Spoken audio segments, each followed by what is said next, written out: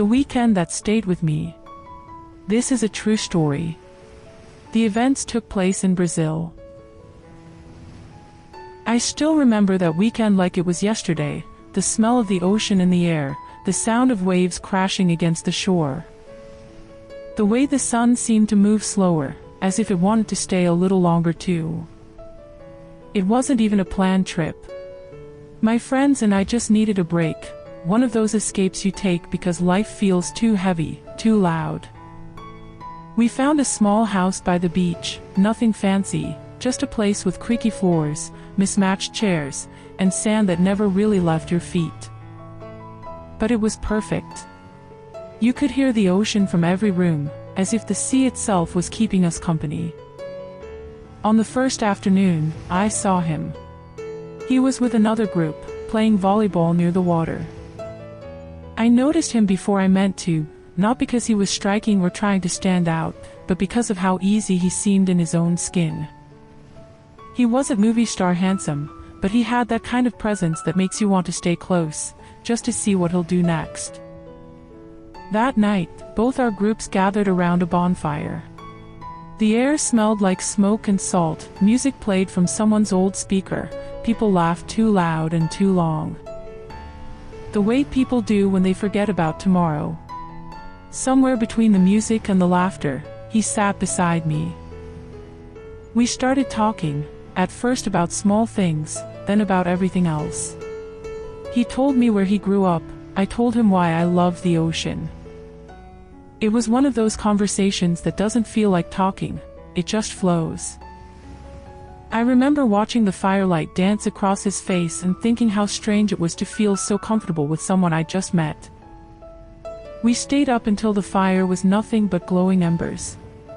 When we finally said goodnight, I couldn't sleep.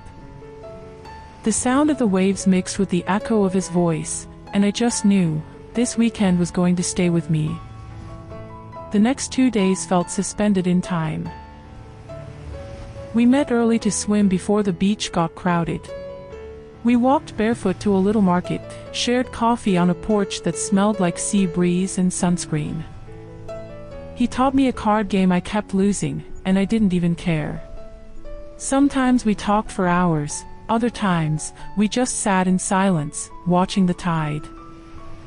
It wasn't intense or rushed, it was calm, familiar, like we'd finally found something we didn't know we were missing. But Sunday came too soon. The air felt heavier that morning. We both had to leave, different cities, different routines waiting for us.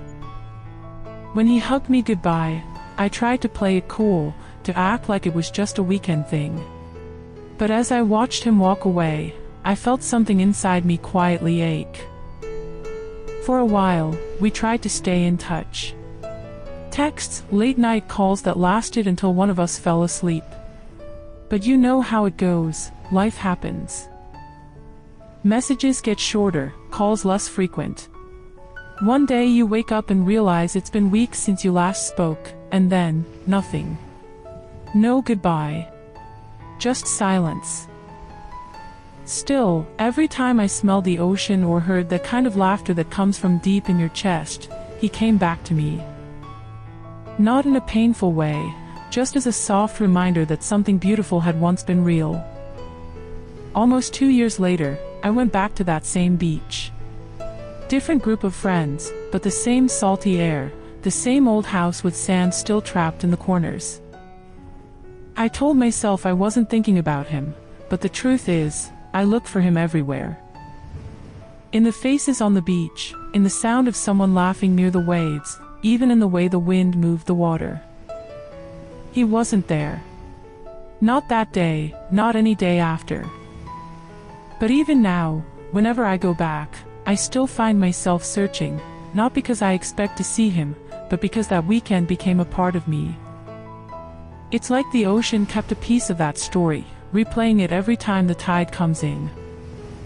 Maybe that's what love really is, not something that always lasts, but something that leaves an imprint deep enough to stay. And maybe that's why, even after all this time, that weekend never truly ended. It just lives quietly in the back of my mind, soft, warm, and forever touched by the sound of the sea.